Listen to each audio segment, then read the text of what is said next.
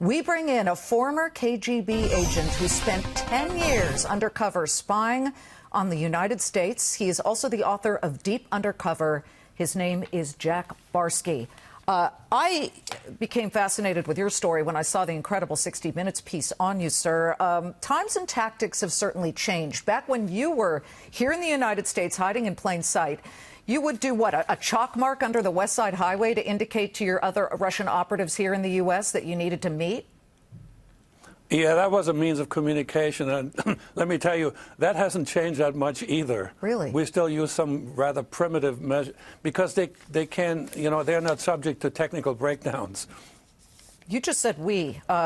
Let's clarify. You blew off the Russians. Okay, I just need to be sure. You mean those guys that you used to be a part of. There's a worldwide communities of intelligence operatives that sort of respect one another when they get together. I understand. That's the way I meant we.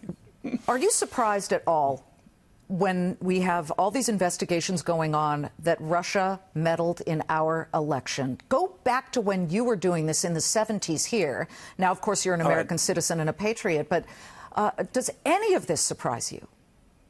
Let me just clarify one thing. There's a difference between espionage and what we are called in the business active measures.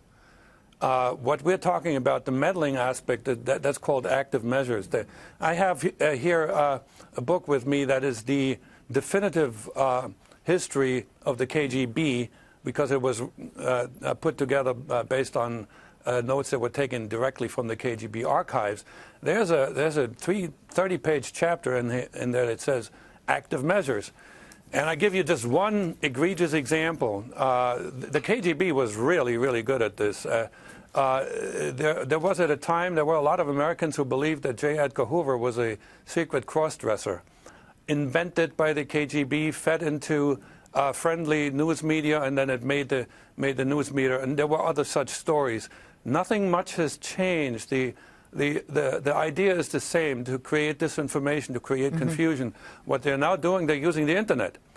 Obviously, it's a whole lot easier, and you get a lot more.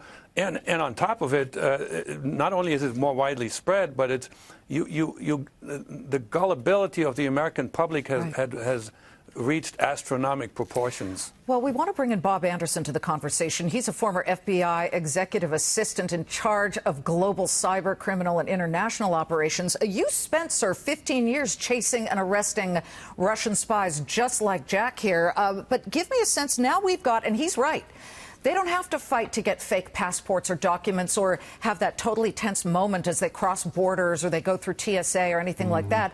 They're using automated bots. They're going on Twitter. And now Facebook is testifying at this moment and admitting that 126 million Americans looked at fake news that came through Russia and on to Facebook. Does that surprise you at all? No, it doesn't surprise me at all, Liz. I'll tell you, some of the things Jack was saying earlier, he's dead nuts on. The Russians' intelligence services, whether it's the SVR, FSB, which is their internal and external services, haven't changed much in the last 100 years. They're an extremely aggressive intelligence service, and all you got to do is look to the president of Russia currently, who was a former colonel in the KGB, and now you let him have the aspects of cyber and everything that can be brought with it. It is a formidable challenge for the United States. Bob, it's on us then. It's on the Twitters of the world and the Facebooks and the Googles to figure out how Russia is spewing out these algorithmic bots and millions of different kinds of articles that are completely fake and affecting us. Is it not? What do you think will come of this this hearing here? Well, I think you're going to see a lot come of it. I think it's finally got to the point where the Twitters and Facebooks are collecting absolutely so much raw intelligence from Americans, and then also being able to be manipulated and used for disinformation campaigns. That's what Jack's talking about when he's talking about active measures that the Russian intelligence services would deploy. I think there needs to be a check and balance on exactly how they do that and what aspects of it they can use. Jack, Vladimir Putin was KGB. Now you see all of the tactics that they are using today. Is he a danger to our democracy, even not passing a single border, not using his passport, just staying in Russia and guiding all of these tech heads to do what they apparently have done with our election? He absolutely is. He was, and and he will be. And it isn't just Putin himself. It's, I believe, the entire state.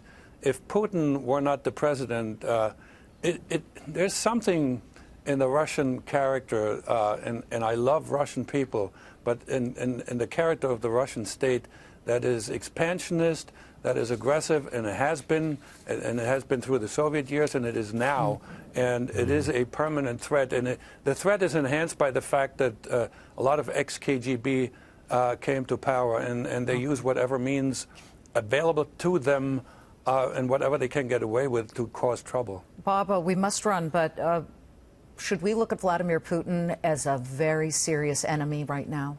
Oh, he's a formidable enemy and a formal threat, especially with everything he has at his power, Liz. It's a really interesting moment to have both of you on together. Thank you so much. We have Robert Anderson, the former FBI chief, bigwig over there, and the former KGB spy, Jack Barsky. Wow, incredible stories to tell. Please come back, both of you. Thanks, Liz.